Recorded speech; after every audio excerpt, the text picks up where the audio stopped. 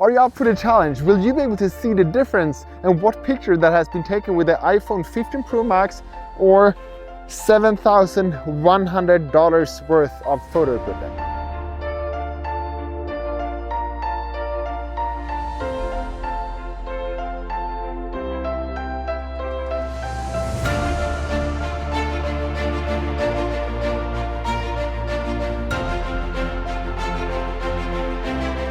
So the main camera of the iPhone 15 Pro Max is this one, the one down here at the bottom. And that is a 24mm lens on that one. And it has an aperture of 1.78. And to compare with that lens, we have to mount this lens. That is a 24mm G Master lens from Sony. And this one is about $1,400. It's more than the phone itself. So the first thing we can do, that is to take a picture just of this tree here that we have here. Let me move the camera so you can see what I'm talking about.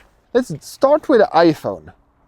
And we can be pretty close, but we are not going to go into macro mode right now, because for that I need to have another lens on this camera, because this one doesn't have that macro capability. So let's take a picture here. Let's press the screen so we're getting that leaf in focus, and then let's take a picture.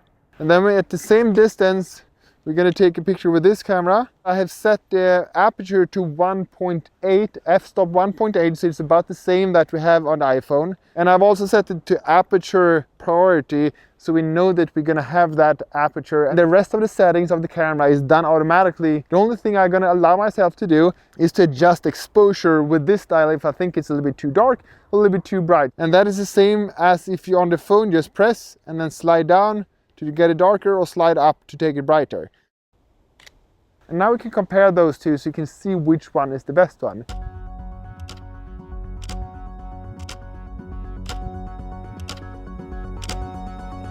Now what if we go farther away instead? Let's take a picture down here so we can see what we have down here. So if we instead just take this landscape here, like that, and then we're going to do the same with a Sony A7SIII.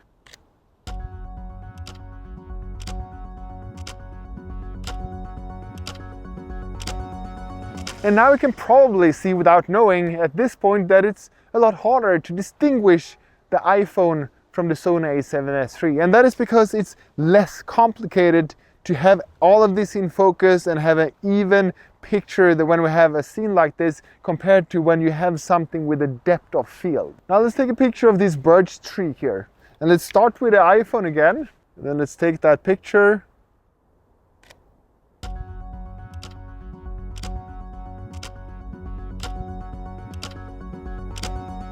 So now I just found this cute little mushroom that is here. If we would like to get closer to this little mushroom, we can actually do that with the phone easily because it has macro capability. So we just need to get out of the portrait mode, and then we can go close like this. If we're going to try to do that with the same lens and we're going to get close so we can get a macro shot, the first limitation is that I can't, because I can't get it in focus. So to be able to do that, we need to switch the lens. And this is the other limitation, of course. With the phone, we can take a picture directly.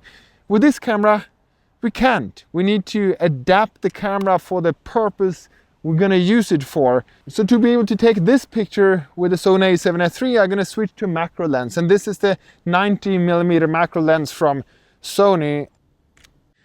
Now you can see that we have a lot less depth of field. So my knowledge needs to be a lot higher to be able to take a picture that is close to this with the Sony A7SIII. So for me to get the same depth of field that we have on that one, I need to get up to f22. And when I'm up at that high f-stop, I need to have a really high ISO because we're not getting light enough. So you can see it's a lot more complicated. And let's compare these two pictures to each other.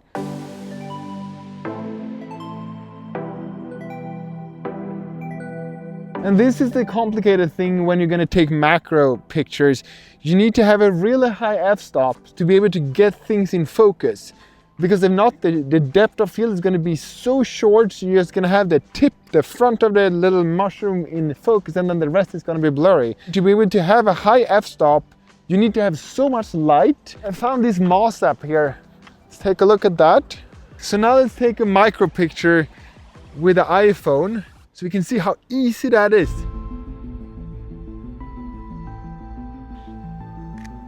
And I can't actually get more than that in focus.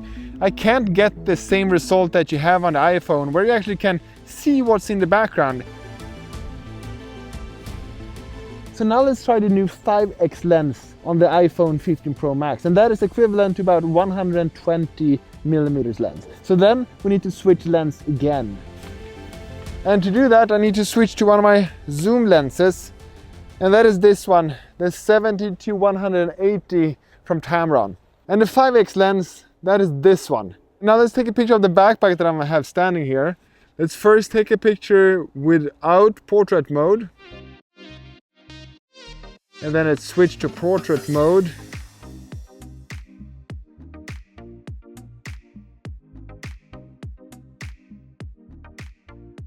And then we're gonna have this big boy to do the same.